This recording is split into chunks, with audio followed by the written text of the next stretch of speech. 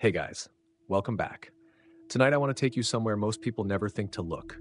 Not into space, not into history, but into a single line from the Bible that quietly refuses to make sense. Because for most of my life, I read Genesis the same way everyone else does. In the beginning, God created the heavens and the earth. Simple, clean, complete. But then comes the next line. And something about it never felt right. The earth was formless and void, and darkness was over the face of the deep. Wait, if God just created everything, why does it already look ruined? Why does it feel less like a beginning and more like the aftermath of something that went terribly wrong? I tried to ignore it at first. I told myself maybe I was overthinking, maybe it was just poetic language, just the way ancient texts describe creation. But the more I sat with it, the more unsettling it became. Because this doesn't read like a blank canvas waiting to be painted. It reads like a world that has already been broken. A silence that follows something loud, something catastrophic, something no one ever talks about. So I started digging, slowly, carefully, not as a scholar, not as someone trying to prove a theory, but just as someone who couldn't shake a question that wouldn't let me sleep. What if Genesis isn't the beginning? What if it's the moment after something ended? And the deeper I went into the original words, into the ancient language, into passages most people never connect, the more it felt like I wasn't uncovering something new, but remembering something that had been hidden in plain sight all along. Something about a world before our world, something about beings that existed before us, something about a rebellion so vast that its consequences may still echo in the very first lines of Scripture. And tonight, I don't want to give you answers. I want to take you with me, step by step, question by question, into a story that begins not with light, but with darkness that feels almost alive. So before you get comfortable, take a gentle moment to like this video and subscribe. But only if these deep sleep history stories help you find peace, sleep better, or simply reflect on our shared journey through time. Now, close your eyes, slow your breathing, and let's begin. Not at the beginning, but just after something else ended. I used to think Genesis was the simplest story in the world, almost too simple. A beginning so clean, so complete, that it never really invited questions. In the beginning, God created the heavens and the earth. That was it. That was the foundation, the starting point of everything I believed about how the world came to be. And for a long time, I never looked beyond that line. I didn't feel the need to because it sounded perfect. It sounded finished. It sounded like the kind of sentence you don't challenge, you just accept. But then one day, without one more line, just one more sentence, I kept reading just one more line, and that's when something shifted inside me. Quietly at first, almost unnoticeable, but enough to make me pause, and the earth was formless and void, and darkness was over the face of the deep. I remember reading that and thinking, wait, what? Because something about it didn't fit, not logically, not intuitively, not even emotionally. If God had just created the earth, if this was the very beginning of everything, why does it already feel broken? Why does it sound like something went wrong before anything even had the chance to begin? I tried to brush it off. I really did. I told myself maybe this is just how ancient texts describe creation. Maybe formless just means unfinished. Maybe void just means empty. Maybe darkness is just the absence of light. Nothing more. Nothing deeper. But the more I sat with those words, the less convincing those explanations became, because this didn't feel like emptiness. It felt like aftermath, like walking into a room after something has already happened, something intense, something chaotic, something that left a mark. There's a difference, between a place that hasn't been touched yet and a place that has been disturbed. And Genesis 1-2 didn't feel untouched. It felt disturbed. It felt heavy, like the silence after a storm, and I couldn't unfeel that once it settled in. I started replaying the sequence in my mind over and over again. God creates the heavens and the earth, and then immediately the earth is formless, empty, covered in darkness, submerged in something deep and undefined. No structure, no light, no life, just this vast, unsettling stillness. And the question kept coming back, stronger each time. Why? Why would a perfect act of creation look like that? Why would the very first snapshot of existence feel so incomplete, so disordered, so wrong? And what bothered me even more was how easily I had accepted it before, how quickly I had read past it, like it didn't matter, like it was just background information. But what if it wasn't? What if that single verse, the one most people skip without thinking, is actually the key to everything that comes after? That thought stayed with me longer than I expected. It followed me into quiet moments, into late nights, into that space where questions don't just disappear, they grow. And the more I thought about it, the more I realized this wasn't just a theological curiosity. It was a crack in the foundation, a small inconsistency that, once noticed, makes you look at the entire structure differently. Because if the beginning isn't as simple as we thought, if there's something hidden in that transition between creation and chaos, then maybe the story we've been told isn't the full story. And that realization, quiet as it was, changed the way I read everything that came after. The more I stayed with that second verse, the more it started to feel less like a description and more like a scene, a moment frozen in time that I was somehow stepping into. And the longer I looked at it, the harder it became to see it as a beginning, because nothing about it felt like something that had just been created, formless and void. Those words sound simple at first, almost harmless, like an empty room waiting to be filled. But the more I thought about them, the less they felt neutral, because emptiness has a certain quiet to it, a kind of calm potential. But this didn't feel calm. This felt heavy, like something had been stripped away, like something that used to be there was now gone. And what remained wasn't peace, it was absence, a kind of hollow silence that feels unnatural. And then there's the darkness. Not just the kind of darkness you get when you turn off the lights, but something deeper, something that sits over the surface of the deep, like a presence, like a weight pressing down on everything beneath it. And that word deep, the abyss, it doesn't feel like something that was just created. It feels ancient, bottomless, undefined, like standing at the edge of something you can't see the end of. Something that doesn't belong to order, but to chaos. And when you put it all together, formless, void, darkness, abyss, it doesn't sound like a beginning. It sounds like the aftermath of something that has already happened, something powerful enough to leave everything in disarray. And that's when the questions started to become unavoidable. Because if this is the first image we're given of the earth, if this is what existence looks like right after God creates it, then what does that say about creation itself? Did God create chaos? Did God create something broken? Did God intentionally bring forth a world that looks like it has already been undone? I remember sitting with that thought, feeling a kind of resistance to it, because it didn't match the idea of perfection that I had always associated with God. It didn't align with the belief that creation was good, ordered, intentional. And yet, there it was, in plain text, a world that didn't look finished, didn't look stable, didn't even look safe. And I started to realize that maybe the problem wasn't the verse. Maybe the problem was the way I had been reading it. Maybe I had been assuming that this was the start, when in reality it might be something else entirely, something in between, a snapshot taken not at the moment of creation, but at the moment after something had already gone wrong. And that idea, as unsettling as it was, began to make more sense than anything else I had considered. Because when something is created perfectly, it reflects order, structure, clarity. But when something has been disrupted, it reflects confusion, fragmentation, instability. And Genesis 1 or 2 felt far closer to disruption than to design.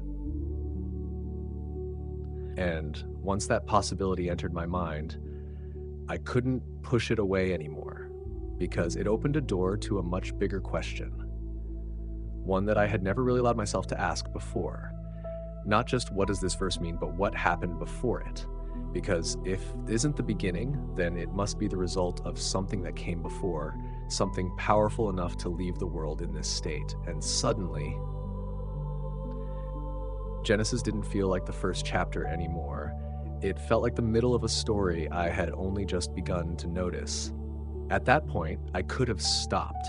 I could have just accepted that maybe I didn't fully understand it. Maybe it wasn't meant to make perfect sense. But something about that tension, that gap between what I expected and what I was reading, kept pulling me deeper. And that's when I came across a passage that felt like the first real crack in the story. Something that didn't just raise more questions, but actually challenged the way I had been holding everything together in my mind. It's in Entity Book Sach Isaiah, Book of Isaiah. Sach Isaiah, oh stop, not because it was confusing, but because it was too clear. God did not create the earth to be desolate, but formed it to be inhabited. Simple, direct, almost impossible to misunderstand, and yet it created a problem I couldn't ignore anymore, because that word desolate, that is the same idea, the same condition, the same feeling as what we just saw in Genesis 1:2, a world without form, without order, without life. And suddenly, those two passages were standing side by side in my mind, and they weren't agreeing with each other. On one hand, Genesis shows a world that looks empty, chaotic, covered in darkness. On the other hand, Isaiah says clearly, God did not create the world that way. So now the question isn't just uncomfortable, it's unavoidable. If God didn't create the earth in that state, then how did it get there? What happened between the moment of creation and the moment we first see the earth described? And the more I thought about it, the more it felt like I had been missing something obvious, something that had always been there, hidden, not by complexity, but by familiarity. Because I had read those verses separately before, Genesis on its own, Isaiah on its own, but I had never really placed them next to each other, never allowed them to speak into each other. And when I finally did, the effect was immediate. It was like seeing a fracture line that had always been there, but only becomes visible when the light hits it at the right angle. Because now I wasn't just dealing with a strange description. I was dealing with a contradiction that demanded an explanation. Either Genesis 1:2 doesn't mean what it appears to mean, or something happened after Genesis 1:1 that changed the state of the earth entirely. And I remember sitting with that realization, feeling that quiet shift again, the kind that doesn't come with noise or excitement, but with a deeper sense of curiosity. Almost like standing at the edge of something you know is bigger than you initially thought, because if this is true, if the earth was not created in chaos, but somehow became chaotic, then we're no longer looking at a simple creation story. We're looking at the aftermath of an event that is not directly described, but is somehow reflected in the condition of the world we see in Genesis 1:2.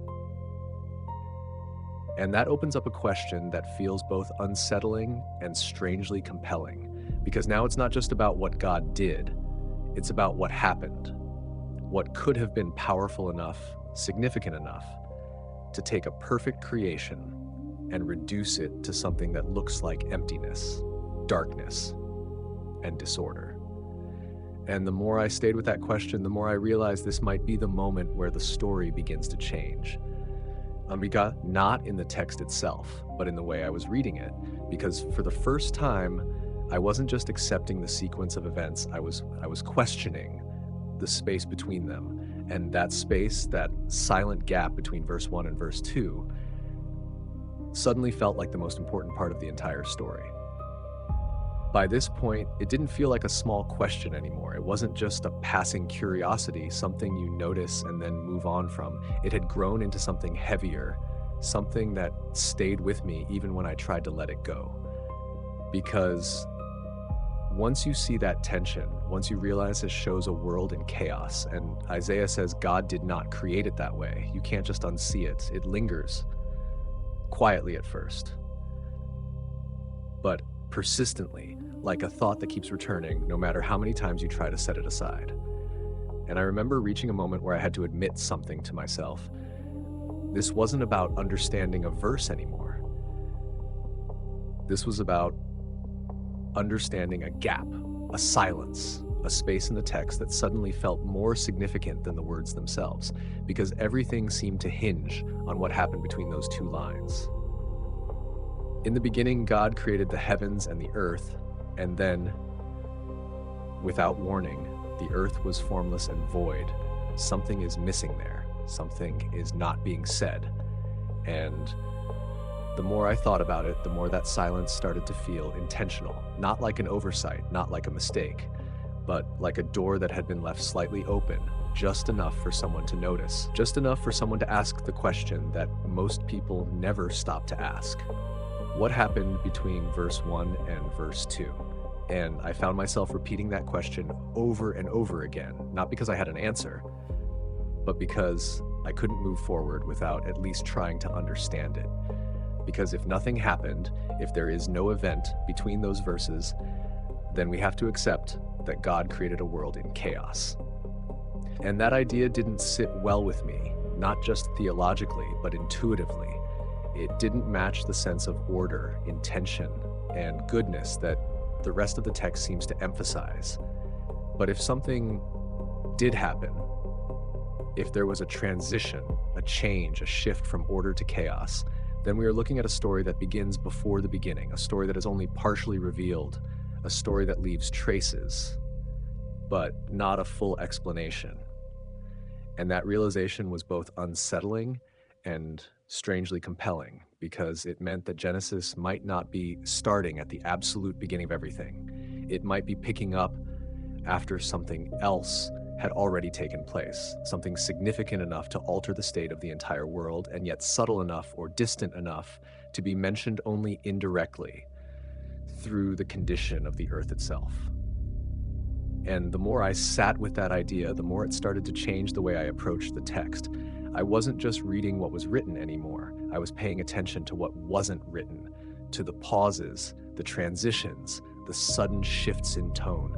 Because sometimes the most important part of a story isn't what is said, it's what is implied, what is left unsaid, what you are meant to notice if you're willing to slow down and really look. And that's when I realized something else.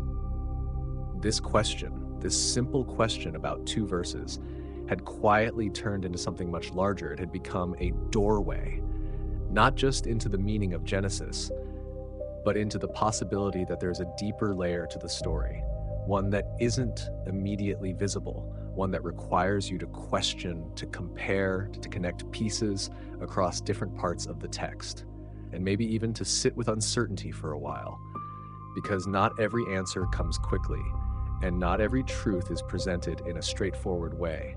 Sometimes it begins with a question that refuses to go away, and for me, that question was now impossible to ignore: what really happened between verse 1 and verse 2. At some point, I realized that if I really wanted to understand what was happening in that verse, I couldn't keep relying on the way it was translated. I had to go deeper, not as a scholar, not as someone fluent in ancient Hebrew, but simply as someone willing to slow down and look at the words more carefully, because sometimes the meaning we assume is actually the thing that hides what's really there. And that's when I came across 2 words that I had read before, words that almost everyone reads without stopping, words that seem so familiar that they don't even register as something worth questioning. Tohu vabohu, usually translated as formless and void. And for the longest time, I had accepted that translation without hesitation because it sounds harmless. It sounds neutral, like a blank canvas, like something unfinished, something waiting to become something else. But the more I looked into those words, the more that simple interpretation started to fall apart. Because tohu, in its original sense, doesn't just mean empty. It carries the idea of desolation, of something that has no purpose, something that has been reduced to nothing, not because it hasn't been formed yet, but because whatever form it once had is now gone. And that subtle difference changes everything because emptiness and ruin are not the same thing. Emptiness can be full of potential. Ruin carries the memory of something lost. And then there's bohu, a word that appears so rarely that it almost feels like an echo, always paired with tohu, never standing on its own, as if it exists only to intensify the meaning, to reinforce the sense that what we're looking at isn't just absence, it's devastation. Like saying destruction, and then saying it again in a slightly different way, just to make sure you feel the weight of it. And I remember sitting with that realization, letting it settle in slowly. Because if these words don't describe a neutral beginning, but instead describe a state of ruin, then Genesis 1:2 is not showing us a world waiting to be formed. It's showing us a world that has already been undone. And that thought, quiet as it was, felt like another shift, another layer being peeled back. Because now the language itself was pointing in a direction I hadn't expected. It wasn't describing creation in progress, it was describing the aftermath of something that had already taken place. And the more I thought about it, the more it made sense. Because when something is being created, the language usually carries a sense of movement, of building, of forming. But this felt static, heavy, like a snapshot of something that had reached a state of collapse and was just sitting there, waiting. And suddenly, those two words, the ones everyone skips over, didn't feel small anymore. They felt central, like they were holding a piece of the story that had been overlooked for generations. Not because it was hidden, but because it was too familiar to question. And I couldn't help but wonder, how many times had I read that verse? How many times had I heard it? Without ever really asking what those words meant in their original context. Without ever considering that they might be pointing to something deeper, something more unsettling, something that doesn't fit neatly into the idea of a clean and simple beginning. And the more I let that possibility sink in, the more it started to reshape the question I had been asking, because now it wasn't just what happened between verse 1 and verse 2. It was something even more specific. If the earth is described using words that mean ruin, destruction, desolation, then what exactly was ruined? What was destroyed? And perhaps even more importantly, what existed before that destruction took place? At that point, I was already unsettled, but I was still holding on to the possibility that maybe I was reading too much into it. Maybe those words could still mean something softer, something less dramatic, until I stumbled across a passage that changed the way I saw everything. Not gradually, but almost switch flipping in my mind. It's in Entity Book, Sach Jeremiah, Book of J. Sach Jeremiah, almost carefully, as if I already sensed that something important was about to connect. I looked at the earth, and behold, it was formless and void. The exact same words, the same pairing, tohu, vabohu, and I had to stop right there, because this wasn't Genesis anymore. This wasn't the beginning of creation. This was a completely different context, and yet the language was identical. So I kept reading, and I looked to the heavens, and they had no light. I looked at the mountains, and behold, they were trembling, and all the hills moved to and fro. I looked, and behold, there was no man, and all the birds of the heavens had fled. I looked, and behold, the fruitful land was a desert, and all its cities were laid in ruins. And as those words unfolded, something became undeniable. This was not a description of something waiting to be created. This was a description of something that had been destroyed completely, violently, unmistakably. Cities reduced to ruins, land turned into desert, life vanished, light gone, everything shaken, everything undone. And right in the center of that devastation, the same two words appeared again, tohu. And I remember feeling that moment of realization settle in, slowly, heavily, because now there was a pattern. Not a theory, not an assumption, a pattern. Every time those words appear together, they don't describe beginnings, they describe endings. Not potential, but collapse.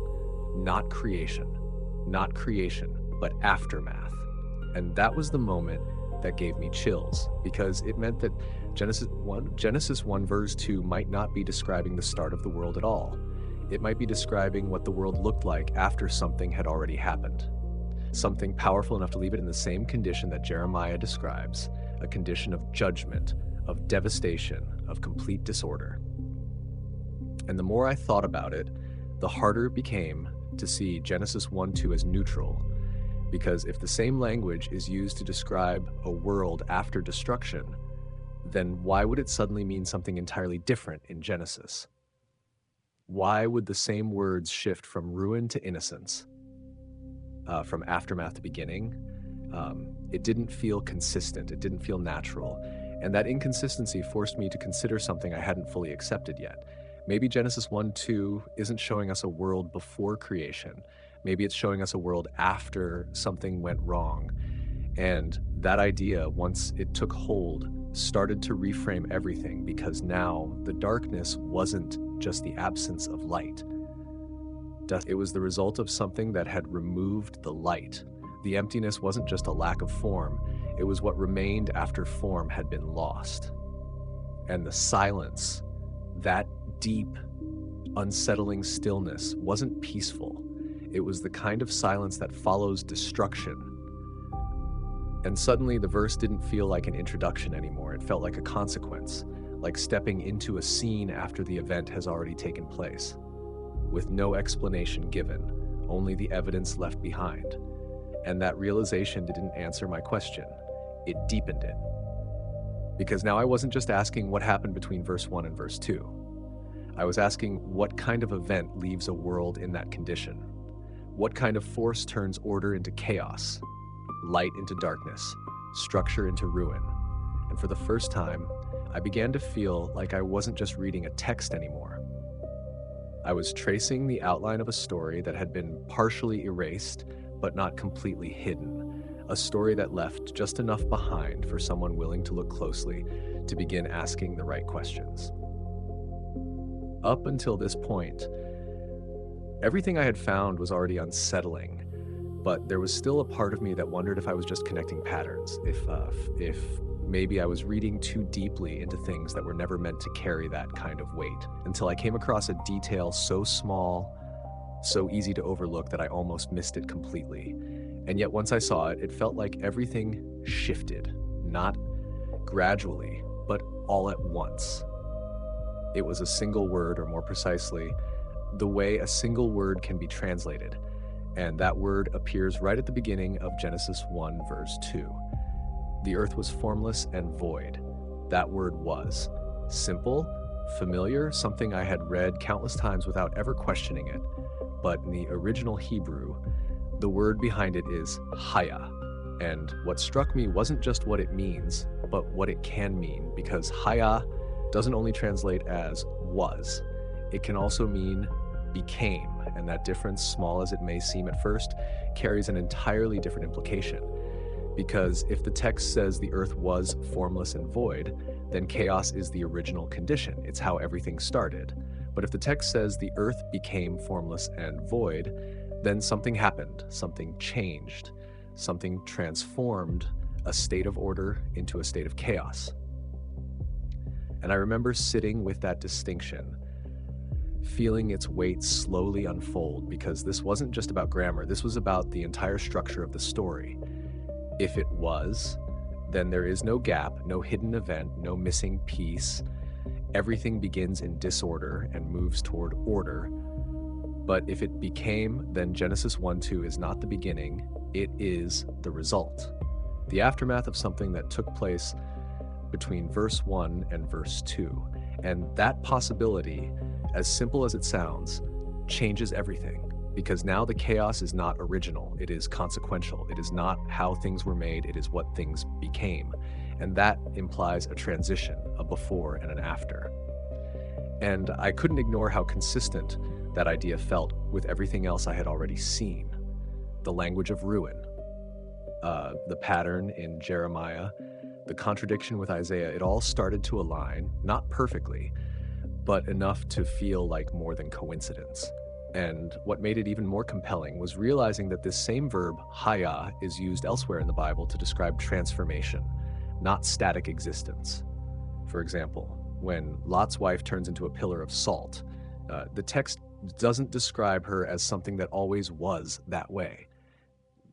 It describes her as something that became that way, a change of state, a moment where something shifts from one condition into another. And that's when the fully settled in for me. Genesis 1:2 might not be describing how the earth was created, but how it ended up. And that difference, subtle as it may seem, opens up a completely new way of reading the text. Because now the question is no longer why creation looks chaotic, but what event caused that chaos? What happened in that silent space between the first declaration of creation and the first description of the earth? And the more I thought about it, the more it felt like I was standing at the edge of something much bigger than I had expected. Because this wasn't just a linguistic nuance, it was a doorway, a single word quietly suggesting that the story might not begin where we thought it did. And that whatever happened in that unseen gap, whatever caused the earth to become formless and void, might be one of the most important parts of the story, even though it's never directly explained. By the time I reached this point, it didn't feel like I was just exploring possibilities anymore. It felt like something had quietly come together, piece by piece, not through a single dramatic revelation, but through a series of small realizations that slowly began to align.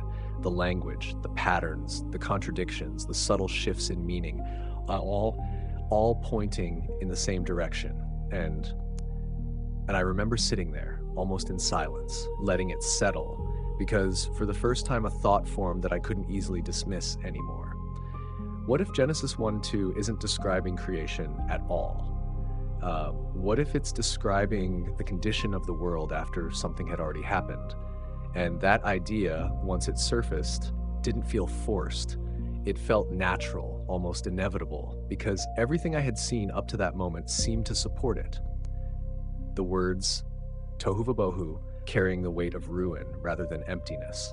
The pattern in entity book, Sach Jeremiah, book of J, Sach Jeremiah, and after judgment. The statement in entity book, Sach Isaiah, book of Isa, Sach Isaiah, olate state, and even the possibility that the earth became formless and void rather than always being that way. It all pointed toward a conclusion that felt both simple and unsettling at the same time. Genesis 1:2 is not the beginning of the story. It is the aftermath of something that is not directly described. And I found myself sitting with that realization longer than I expected. Not because it was complicated, but because of what it implied. Because if that verse is an aftermath, then there must have been an event, something real, something significant, something powerful enough to leave the world in a state of chaos, darkness, and emptiness. And yet, that event is never clearly outlined. It's never explained in a straightforward way. It's only hinted at through the condition of the earth itself. Like walking into a room and seeing the aftermath of something you didn't witness.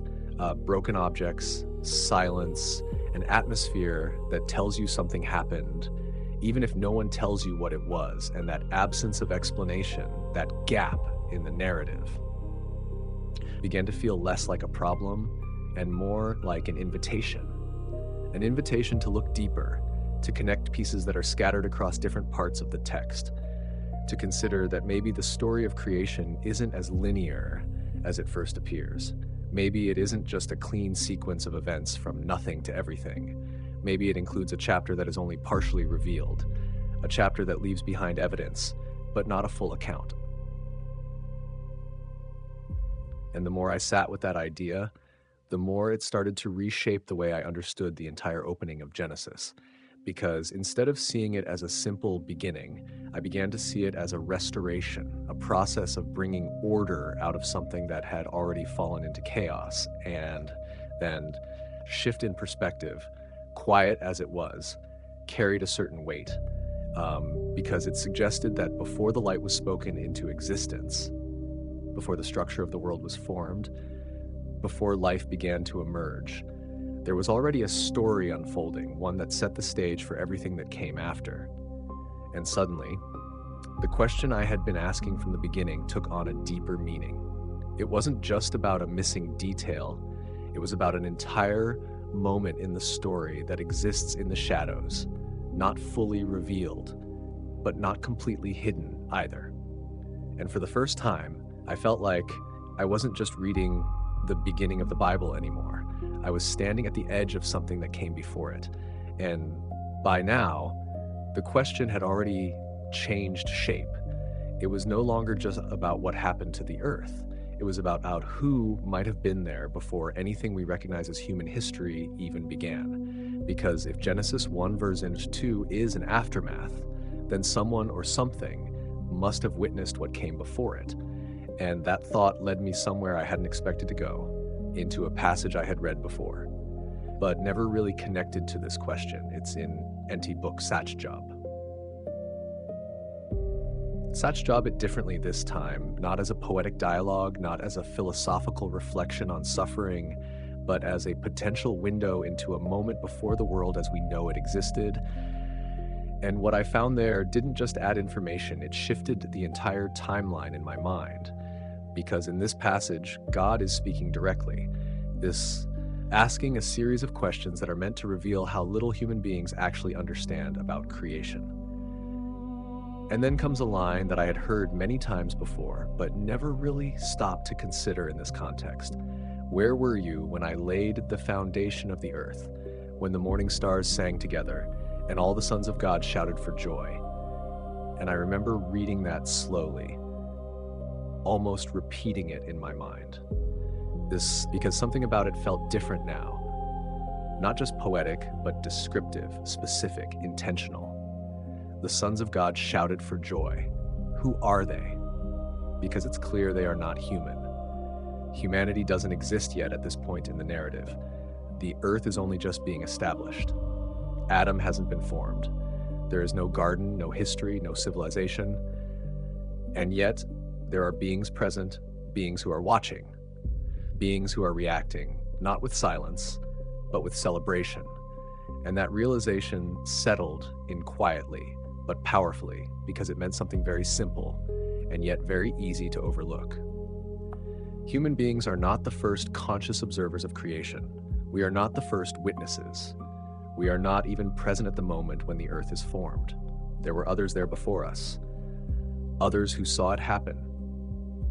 Others who responded to it in a way that suggests they understood its significance, and the phrase sons of God in this context has been traditionally understood to refer to angelic beings, not metaphorically, but literally beings created by God, existing in a realm beyond the physical world.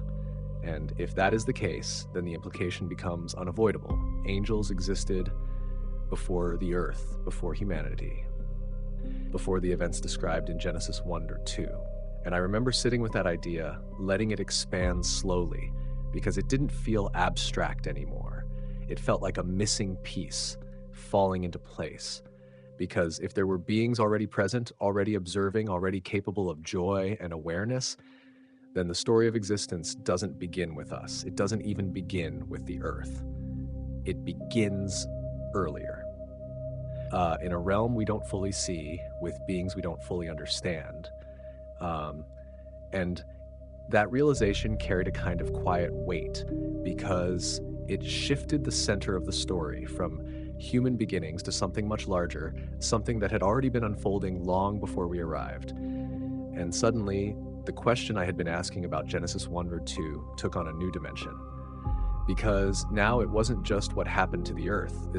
It was what happened in a reality where these beings already existed. What kind of event could take place in a world where angels are present, aware, and capable of witnessing creation itself? And the more I thought about it, the more it felt like I was stepping into a story that had already been in motion, long before the first human breath. A story where the earth is not the beginning, but part of something that had already begun. What stayed with me the most wasn't just the fact that these beings were there, it was how they responded, because the text doesn't describe them as passive observers. It doesn't say they simply watched in silence. It says they shouted for joy. And the more I sat with that phrase, the more it started to unfold in ways I hadn't expected.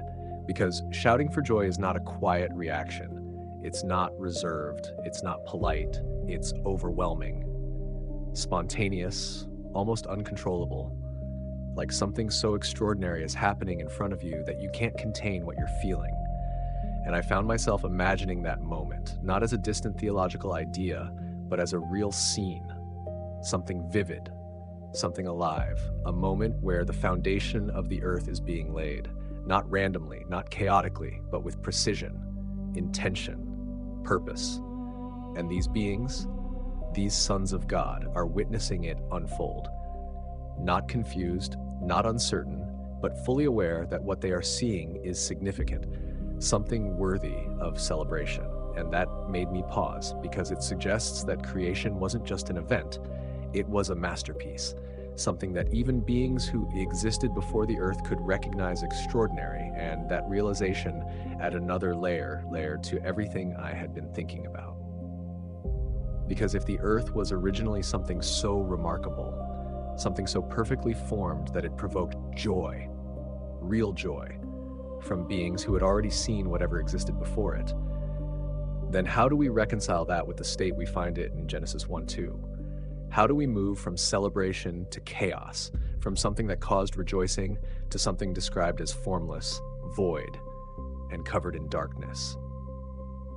And the more I thought about that contrast, the more it began to feel like the emotional gap in the story, not just a logical one, because now it wasn't just about what happened, it was about what was lost, something that was once worthy of celebration, reduced to something unrecognizable. And that shift from joy to ruin carries a kind of weight that is hard to ignore, because it implies a change that is not small, not gradual, but catastrophic, something that doesn't just alter the surface, but transforms the entire condition of the world.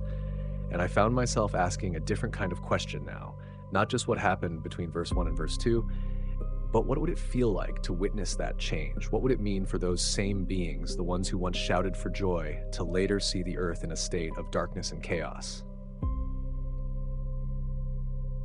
Because if they celebrated its creation, then they must have recognized its destruction, or at least its transformation into something far removed from what it once was.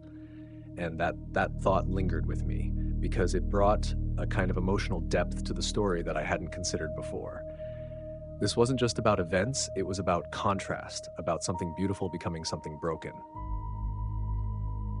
About a moment of joy followed by a moment of silence. And that silence, that absence of celebration, might be just as telling as the original shout of joy, because sometimes what is no longer said reveals as much as what once was. And the more I stayed with that idea, the more it began to feel like I was tracing not just a sequence of events, but a shift in atmosphere, from light to something much heavier. Something that doesn't celebrate, but waits. And that waiting, that stillness, feels very different when you know that it comes after joy, not before it. The more I stayed with that image, the more it began to shift, slowly, almost quietly. Because it's one thing to imagine a moment of celebration, voices raised, a kind of joy that fills a space so completely that it leaves no room for doubt. But it's another thing entirely to imagine what comes after that. Because if those beings once shouted for joy, then at some point, that joy must have stopped. And that's the part I couldn't shake. Not because the text explicitly describes it, but because of what it implies. Because when you place that moment of celebration next to what we see in Genesis 1:2, the contrast becomes impossible to ignore. A world that once inspired joy, now described as formless, empty, covered in darkness, submerged in an abyss, and somewhere between those two moments, something happened, something that the text doesn't directly narrate, but leaves behind in the condition of the world itself. And I found myself asking that question again. But this time, it felt heavier, more specific, more difficult to set aside. If they celebrated the creation of the earth, then what did they witness afterward? because they didn't disappear. They didn't suddenly cease to exist. They were there before the earth. And there's no reason to think they weren't there as the story continued to unfold. So if the earth moved from order to chaos, from light to darkness, then those same beings must have seen it happen. And that thought introduced a different kind of tension, not just intellectual, but almost emotional, because it suggests a shift that is not just structural, but experiential, a movement from joy to something else, something quieter, something heavier, something that doesn't inspire celebration, but perhaps confusion or even silence. And I began to wonder what that silence might feel like, what it means for beings who once shouted for joy to now observe a world that no longer reflects what they celebrated. Because when something changes that drastically, when something moves from harmony to disorder, it's rarely subtle. It leaves an impression. It carries a weight that can't be ignored. And yet, the text doesn't describe their reaction. It doesn't tell us what they felt. It doesn't record a second moment of response. And that absence, that silence, began to feel significant in itself, because sometimes what is not said, what is left unspoken, points to something too complex to be easily described. And the more I thought about it, and the more it began to feel like I was standing in that gap again, not just between two verses, but between two states of reality, a before and an after, a moment of creation and a moment of something that followed it, something that altered the world so completely that it no longer resembled what it had been at the beginning. And I couldn't help but notice how consistent that idea felt with everything else I had been uncovering. The language of ruin, the patterns across different texts, the possibility of transformation implied in the wording itself. It all pointed toward a change, not a gradual one, but a decisive one, something that shifts the entire condition of existence. And that realization didn't answer the question, it deepened it. Because now it wasn't just what happened between verse 1 and verse 2. It was what kind of event could be witnessed by beings who already existed, beings capable of joy, of awareness, of response, and still leave the world in a state of silence afterward. And that's when I began to feel that quiet pull again, the sense that the story wasn't just incomplete, it was layered, that there was something beneath the surface, something not fully described, but not entirely hidden either. Something that could be traced, if you were willing to follow the pattern and sit with the questions long enough to let them unfold. At some point, the thought stopped feeling like a possibility and started to feel like something I couldn't avoid anymore. Because once you accept that there were witnesses, once you realize that these beings were already there, already aware, already capable of responding to what they saw, then a quiet conclusion begins to form, almost on its own. And it's a simple one. It's a simple one, but it carries a kind of weight that changes everything. If there were witnesses, then there must have been a story before the moment we are reading. And I remember sitting with that idea, not rushing past it, just letting it settle, because it felt like one of those realizations that doesn't need to be forced. It just becomes clear once you allow yourself to see it, because witnesses don't exist in isolation. They are always connected to events, to moments, to something that is unfolding in front of them. And if the sons of God were present when the foundations of the earth were laid, if they saw that moment, celebrated it, responded to it with joy, then they weren't just created for that single purpose. They were already part of a larger reality, something that existed before that moment, something that gave context to what they were witnessing. And that's when the question fully formed in my mind, not as a passing thought, but as something that felt almost obvious once it was spoken internally. If there are witnesses, what were they witnessing before this? What kind of existence did they have before the earth came into being? What kind of story were they already part of? Because it doesn't make sense to imagine that their awareness began at the exact same moment as the earth's creation. The text doesn't suggest that. it presents them as already present, already active, already capable of recognizing the significance of what is happening. And that implies continuity, a history, a sequence of events that extends beyond the moment we are shown. And the more I thought about it, the more it felt like I had been reading Genesis as if it were the first chapter of everything, when in reality, it might be more like the beginning of a new phase, a continuation of something that had already been unfolding in a realm I had never really considered before. And that realization didn't feel dramatic. It felt quiet, almost subtle, but it changed the way I approached the entire narrative. Because now I wasn't just asking what happens next, I was asking what came before, not out of curiosity alone, but because the presence of those witnesses demanded it. Their existence pointed beyond the text, beyond the immediate story, towards something earlier, something that had shaped the conditions we now see. And I found myself wondering what kind of events could take place in a reality where these beings exist. What kind of changes could occur that would affect not just them, but the very structure of the world that follows. And that thought lingered because it suggested that the story we are reading might be layered, that there is a visible surface, the narrative we are familiar with, and beneath it, a deeper layer, one that is not fully described, but can be inferred, traced, and slowly uncovered. If you're willing to follow the implications wherever they lead. And for me, that meant accepting something I hadn't fully considered before. That Genesis might not be the absolute beginning of existence, but the beginning of a story that comes after another one. A story that had already left its mark, not through direct explanation, but through the presence of witnesses who quietly confirm that something came before. By the time I reached this point, the pieces didn't feel random anymore. They felt like they were slowly forming a pattern, not perfectly clear, but clear enough to suggest that the story I had been tracing was leading somewhere. And that's when I came across a passage that, at first, didn't seem directly connected to my question. But the more I read it, the more it began to feel like it might be one of the missing pieces. It's in Entity, Book, Sach Ezekiel, Book of Ez.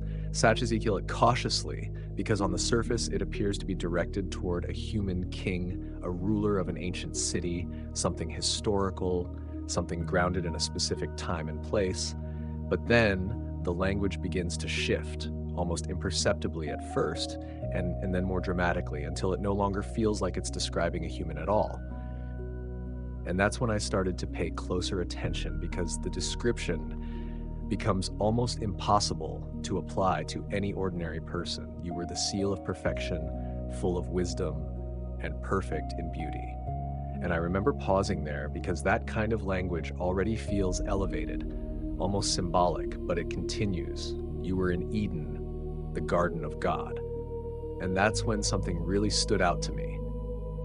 Because now we're not just talking about a king, we're talking about a presence in a place that exists before or beyond human history as we understand it. And then comes a detail that I couldn't ignore, a description so specific, so vivid, that it feels less like metaphor and more like a glimpse into something real. You were adorned with every precious stone, sardius, topaz, diamond, beryl, onyx, jasper, sapphire, emerald, to carbuncle and gold. And I remember reading that slowly, letting each detail register, because this wasn't just a symbolic figure. This was a being described with beauty, complexity, and significance. Something crafted with intention, something that reflects not just power, but design. And then the text continues. You were the anointed cherub who covers, I established you. You were on the holy mountain of God. You walked back and forth in the midst of fiery stones. And at that point, it no longer felt possible to read this as a human king, because the language had moved beyond anything that could reasonably apply to a human figure. This was something else entirely.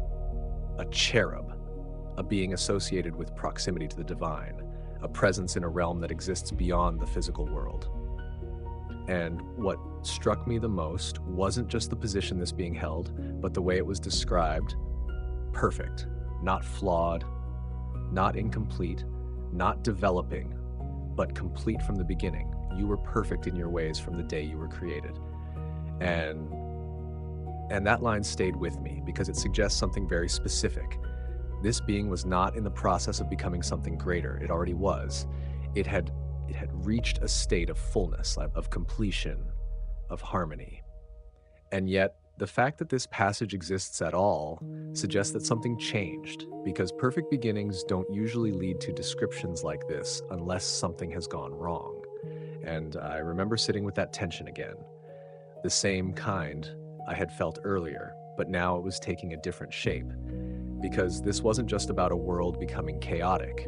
This was about a being, a presence, something that existed before humanity, something that had beauty, wisdom, position, and proximity to God. And if this being was part of that earlier reality, the one that existed before the earth as we know it, then it might be connected to the question I had been following all along, not directly, not explicitly, but as part of the same underlying story, a story where something begins in perfection and then moves into something else. So something altered, something no longer aligned with its original state. And that possibility, quiet as it was, felt like another step forward. Not an answer, but a direction, something that began to make the earlier pieces feel less isolated and more connected, as if they were all pointing toward a moment where something fundamental shifted, not just in the world, but in the beings that existed before it. At first, I thought this passage was simply describing a fall, a moment where something perfect became imperfect, something elevated became broken, and that alone would have been significant. But the more I stayed with the text, the more I began to notice details that made it feel far more complex than a single act of rebellion, because it doesn't describe a sudden collapse. It hints at a process, something that unfolded over time, something that moved through stages. And that's when the idea began to form in my mind. This wasn't just a fall. It was something closer to a movement, something that spread, something that involved more than one being. And the key to that realization came from a word that I had never paid attention to before, a word that at first glance doesn't seem particularly important, but once you look at it more closely, it changes the entire dynamic of what's being described. The text says, "By the abundance of your trading, you became filled with violence." And I remember stopping at that word, trading, because it felt out of place, almost strange. What does trading have to do with a cherub, with a being in the presence of God? It doesn't make sense if you think of it in the way we usually understand commerce. Buying, selling, exchanging goods, that kind of activity doesn't belong in that setting. And yet, the word is there. And the more I looked into it, the more its meaning began to shift. Because in its original sense, it doesn't just refer to physical trade, it can also imply movement, exchange, the passing of something from one place to another. And that's when a different possibility began to take shape. What if this trading wasn't about objects, but about ideas? About influence, about communication moving from one being to another. And I remember sitting with that thought, letting it expand slowly, because if that's the case, then this wasn't a quiet rebellion. It wasn't something that happened in isolation. It was something that spread, something that moved through the ranks of these beings, something that involved persuasion, suggestion, influence. Almost like a conversation that grows into a movement. And that's when the phrase influence campaign began to make sense to me. Not in a modern political way, but in a deeper sense, a process where one perspective begins to shift others, where one voice begins to echo through many. And that idea changed the way I saw the fall entirely, because now it wasn't just about pride leading to rebellion, it was about how that pride expressed itself, how it moved outward, how it affected others. And the text supports that in subtle ways, not by explicitly describing a chain of events, but by hinting at the scale of what took place. Because if this being was in a position of influence, if it held a place of proximity to God, if it was described as perfect, then it likely had a role that involved connection, interaction, communication with others. And if that role became corrupted, then the impact would not be contained. It would spread. And that's when I began to see the fall not as a single moment, but as a turning point in a larger story. A shift that didn't just affect one being, but had consequences that extended outward into the broader reality that existed at that time. And the more I thought about it, the more it aligned with everything else I had been uncovering. The idea that there were witnesses, that there was a world before the world, that something happened between Genesis 1:1 and 1:2, it all began to converge around this possibility that there was a rebellion, not silent, not isolated, but expansive, something that moved through a community of beings, something that altered the structure of that reality and left behind consequences that we later see reflected in the condition of the earth itself. And that realization didn't feel dramatic, it felt steady, like a quiet alignment of pieces that had been scattered before. Because now the story wasn't just about creation and chaos, it was about a disruption that began with a being of great influence and spread in a way that changed everything that followed. By the time I reached this point, the idea of a rebellion was no longer distant. It no longer felt like a symbolic concept or a vague theological theme. It felt real, structured, something that had shape and consequence. And yet there was still one question that lingered quietly beneath everything else. How far did it go? How many were involved? Because if this was truly an influence that spread, if it moved from one being to another, then it couldn't have been limited. It couldn't have stopped at a single figure. And that's when I found myself drawn to a passage that, at first glance, seemed almost too dramatic to be taken literally. But the more I sat with it, the more it began to feel like it might be describing the scale of something that had already been hinted at. It's in Entity Book Kaihyuen, Book of Reve Kaihyuen, almost overwhelming. A great sign in the heavens, a figure described with intensity and symbolism, and then a line that caught my attention, not because it was subtle, but because of how direct it felt. His tail swept away a third of the stars of heaven and cast them to the earth. And I remember pausing there, because even if you read it symbolically, even if you approach it with caution, the implication is hard to ignore. A third, not a few, not an isolated group, but a significant portion. And the phrase stars of heaven, in many interpretations, is understood to refer to angelic beings, not physical stars, but entities within that earlier reality. And if that connection holds, then what this passage is suggesting is not just a fall, but a movement of enormous scale, something that didn't affect a handful of beings, but a vast number. And I found myself sitting with that number, letting it expand in my mind, because it changes the emotional weight of everything that came before. This is no longer a quiet shift, no longer a contained event. This is something that could only be described as a conflict, something that carries the magnitude of a war, not in the sense of physical weapons or visible destruction, but in terms of alignment, loyalty, direction. A division within a reality that once appeared unified, and that thought brought everything into sharper focus. Because if a third of these beings were drawn into this movement, then the influence we considered earlier was not minor, it was powerful, persuasive, capable of reshaping the perspective of many. And that realization gave new meaning to the silence I had been thinking about earlier.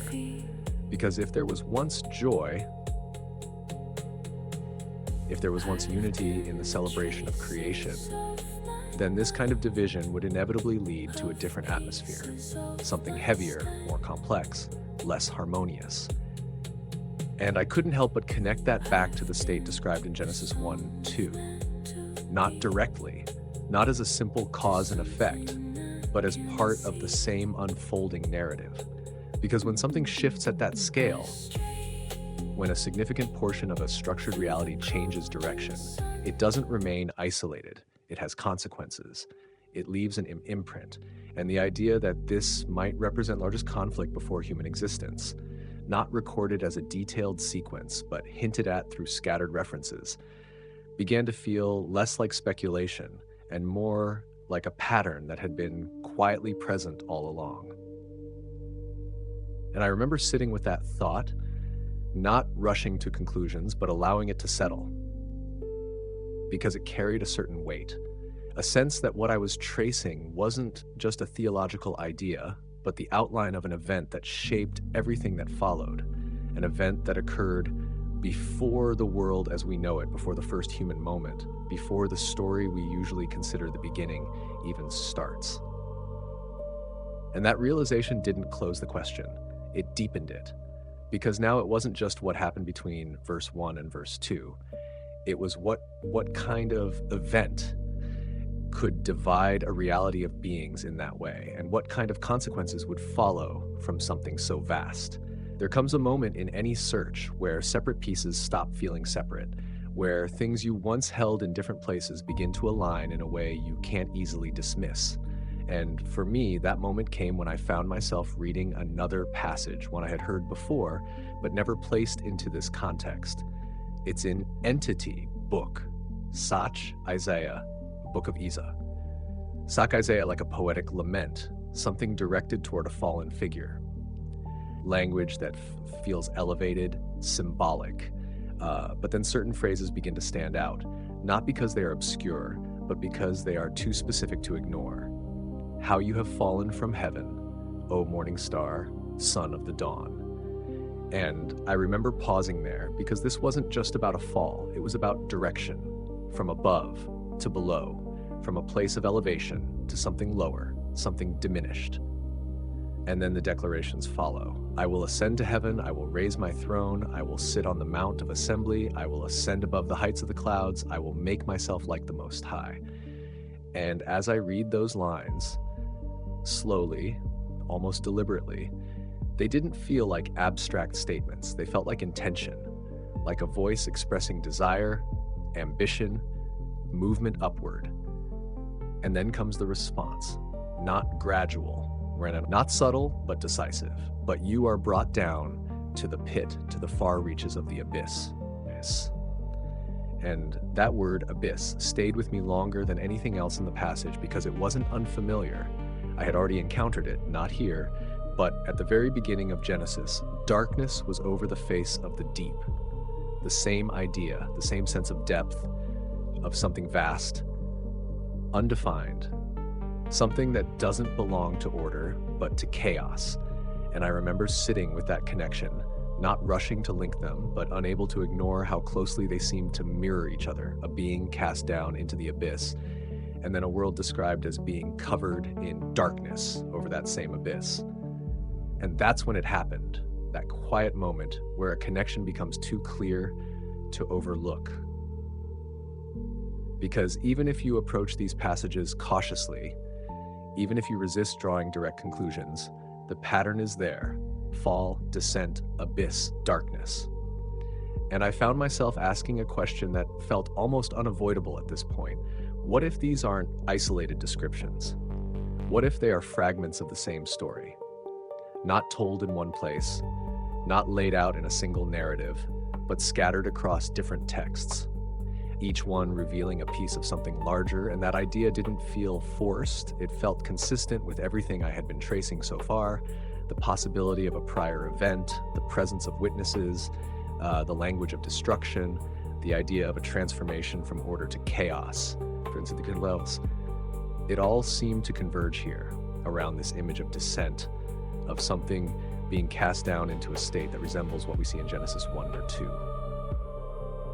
And I remember feeling a kind of stillness in that moment, not because I had found an answer, but because the question itself had become clearer, more defined, more grounded in the patterns I was seeing. Because now it wasn't just about a gap in the text, it was about a connection between passages that seemed to describe the same movement, the same shift, the same transition from something elevated to something reduced, from light to darkness, from order to something far less stable. And the more I sat with that idea, the more it began to feel like I was no longer just reading individual verses. I was following a thread, something that runs through different parts of the text, connecting moments that are rarely placed side by side. And that thread, quiet as it is, seems to lead back to the same question. What happened that could bring something from that level of perfection down into a state that resembles chaos itself? And for the first time, it felt like that question wasn't just speculative anymore. It was grounded in a pattern that I couldn't unsee. By the time I reached this point, something inside me had already shifted, not in a dramatic way, but in a quiet, steady realization that the story I thought I understood might not begin where I once believed it did. And that realization led me to look at something I had always taken for granted, the way the act of creation itself is described. Because up until now, I had been focused on the condition of the earth, the chaos, the darkness, the possibility of something happening before Genesis 1 verse 2. But now my attention turned to what happens after.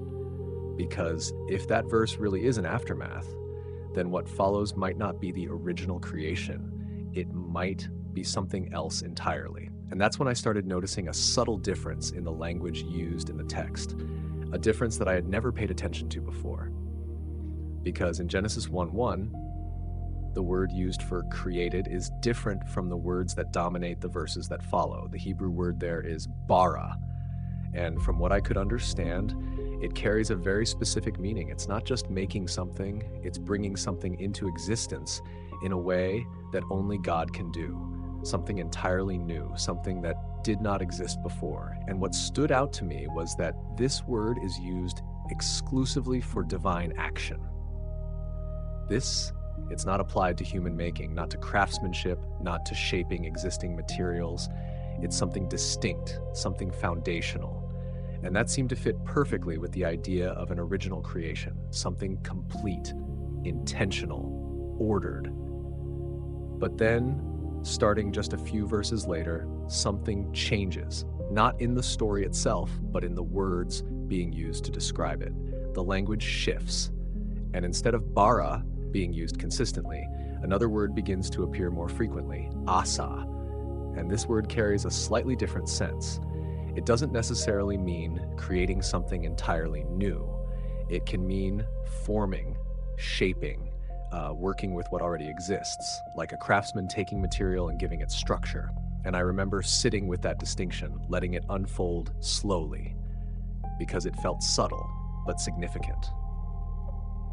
Because if Genesis 1:1 describes an original act of creation, something brought into existence in its entirety, and the verses that follow describe a process of forming, organizing, separating, then what we are reading from Genesis 1:3 onward might not be the first creation at all. It might be something closer to a restoration, a reordering of something that already exists. And that idea didn't feel forced. It felt consistent with everything I had been tracing so far, the possibility that the earth had become chaotic, the idea that something had happened between verse 1 and verse 2, the language of ruin and aftermath. It all pointed toward the same direction. That what we see in the 6 days of creation might not be the beginning of everything, but the beginning of something new built upon what was already there. And I found myself imagining that process differently now, not as a blank canvas being filled for the first time, but as a world being reshaped, restructured, brought back into order after a state of disorder, light being separated from darkness, waters divided, land emerging, everything moving from confusion toward clarity, from chaos toward structure. And that pattern felt less like creation from nothing and more like reconstruction. Like an artist returning to a damaged canvas, not to discard it, but to transform it, to bring something new out of what had already been altered. And that realization carried a certain weight, because it suggested that the story of Genesis might not be as simple as I once thought. It might be layered, with an original act of creation followed by an event that disrupted it. and then a process of restoration that unfolds across the days described in the text. And the more I sat with that idea, the more it began to feel like the pieces were aligning, not perfectly, but enough to reveal a pattern, a movement from creation to chaos to restoration. And suddenly, the question I had been following from the beginning started to take on a new dimension.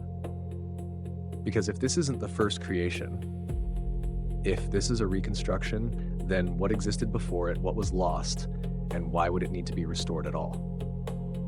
By now, the question had changed again, not just in detail, but in depth, because up until this point, everything I had been exploring revolved around what happened before, the possibility of a world before our world, the presence of beings that existed before humanity, the idea of a rebellion that may have disrupted something originally perfect, and even the possibility that Genesis describes not the first creation, but a restoration. And for a while, that felt like enough.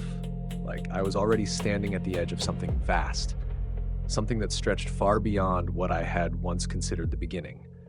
But then another question began to form, quietly at first, almost in the background, but persistent, impossible to ignore. Because once you accept the possibility that something went wrong before humanity existed, once you begin to consider that there was a rebellion, that there was disruption, that there was a kind of fracture in that earlier reality, then the next question becomes unavoidable. Why create humanity at all? Because think about it, if there were already beings, powerful beings, intelligent beings, capable of awareness, capable of joy, and even capable of rebellion, then what would be the purpose of creating something new? Something more fragile, something formed from dust, after all of that had already taken place?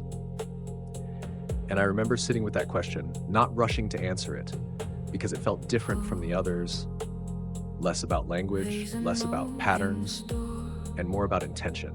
Because now I wasn't just asking what happened, I was asking why something else was introduced afterward. Because if the story up to this point includes creation, followed by disruption, followed by restoration, then humanity appears not at the beginning, but after all of that, almost like a new chapter. And that placement feels significant because it suggests that humanity is not an afterthought, not a random addition, but something introduced with purpose. And yet, that purpose isn't immediately obvious, because if the earlier beings had already experienced existence at a higher level, if they had proximity to the divine, if they had awareness and capacity beyond what humans initially possess, then why shift to something so different? Why create beings that are limited, vulnerable, bound to physical existence, when something more elevated already existed before? And the more I thought about it, the more it began to feel like this question might be at the center of everything. Not just the story of Genesis, but the meaning behind it.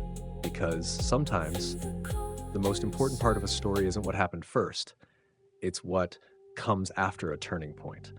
And if there was a turning point before Genesis 1-2, if there was a moment where something shifted in that earlier reality, then humanity might be connected to that shift in a way I hadn't considered before. Not as a replacement, not as a correction, but as something entirely new.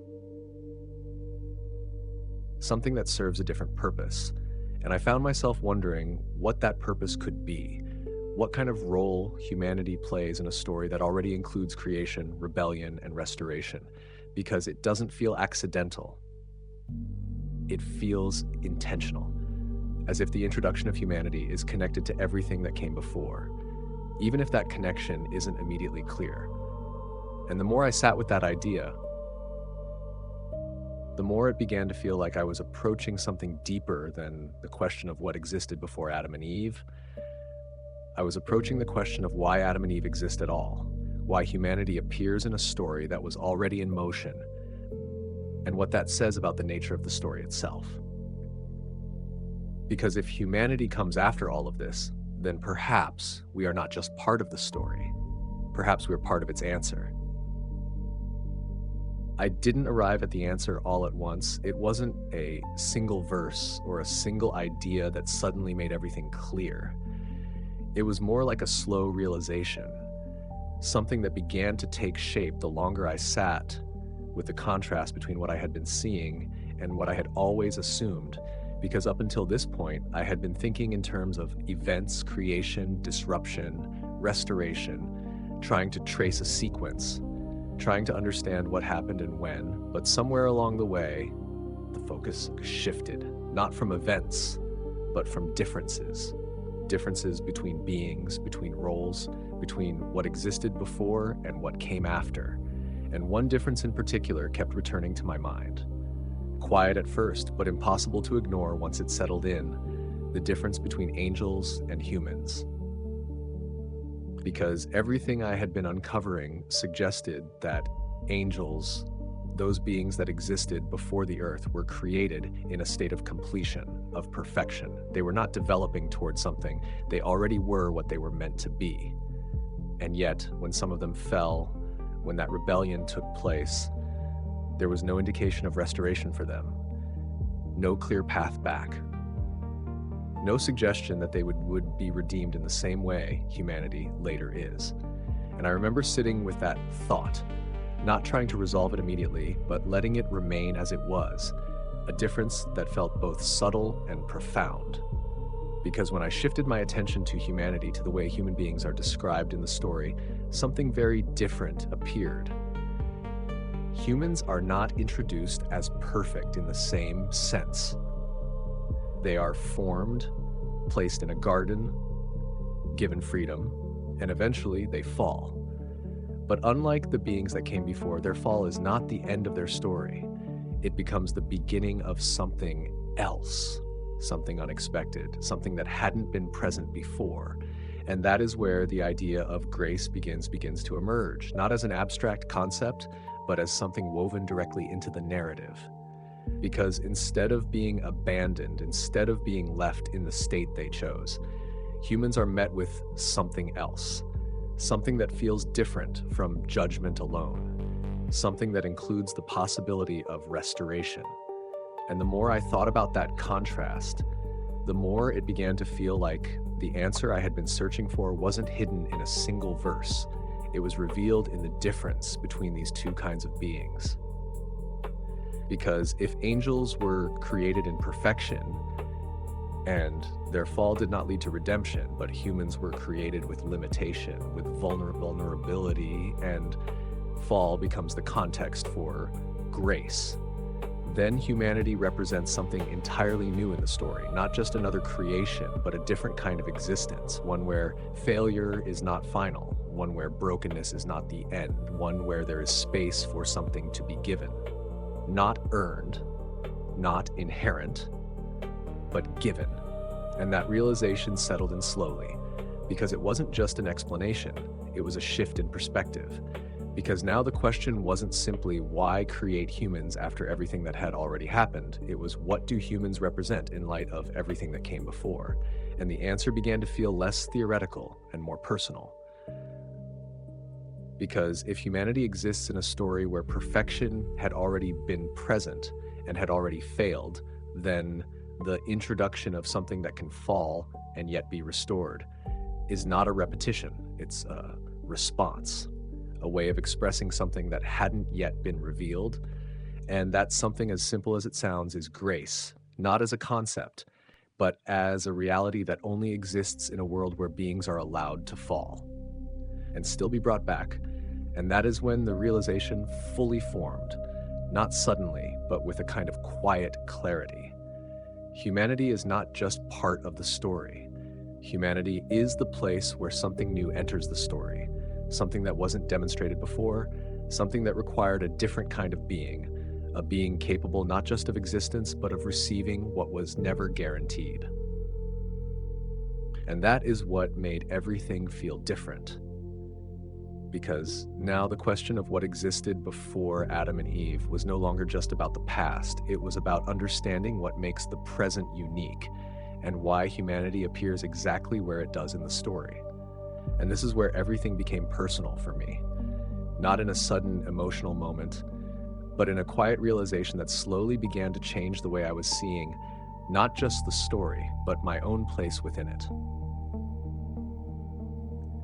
Because up until now, everything we've walked through together, the possibility of a world before our world, the presence of beings that existed before humanity, the idea of a rebellion that disrupted something originally perfect, and the possibility that Genesis is not just creation, but restoration, all of it felt vast, distant, almost cosmic in scale, something you observe, something you think about, but not something that directly touches your life, at least not at first. But then something shifted, not in the information, but in the meaning, because if everything we've seen is true, even in part, then it suggests something that goes far beyond the structure of the universe.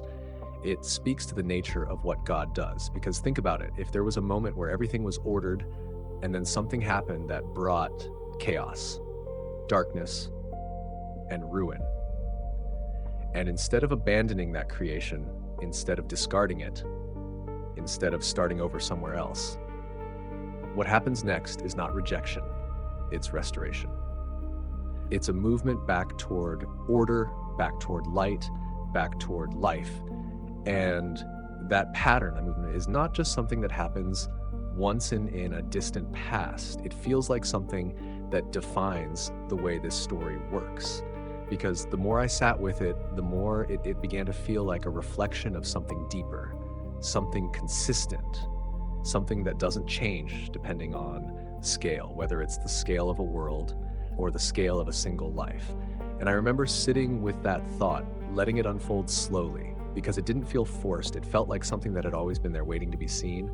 Because if God can take a world described as formless, void, covered in darkness, and begin to speak light into it, to bring structure, separation, meaning, then that tells us something about how he responds to chaos.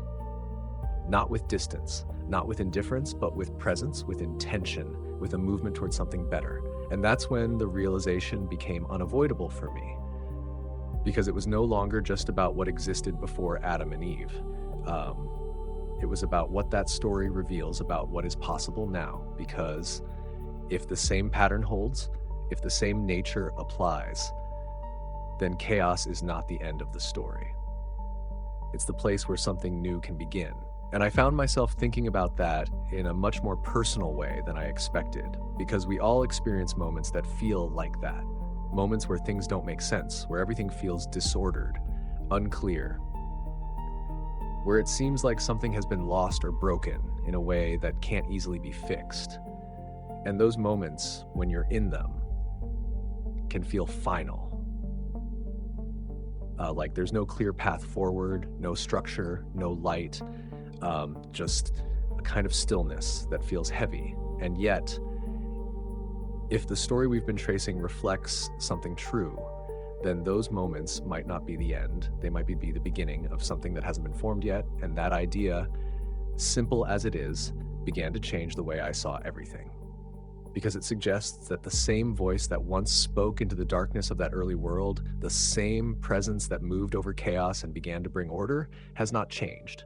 And if that's the case, then the possibility remains, not as a guarantee of immediate answers, not as a promise that everything resolves quickly, but as something quieter, something more steady, that even in the middle of confusion, something can still begin to take shape.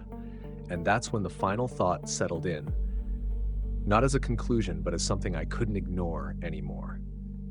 Because if God can take chaos and turn it into beauty, if he can take something that looks like an ending and transform it into the beginning of something entirely new, then maybe, just maybe, he can do the same with my life and yours. Not in a distant, abstract sense, but here, in the middle of whatever we're facing, in the parts of life that feel unresolved, uncertain, incomplete. Because if this story tells us anything, it's that what looks like chaos is not always the end. Sometimes it's where the story is about to change.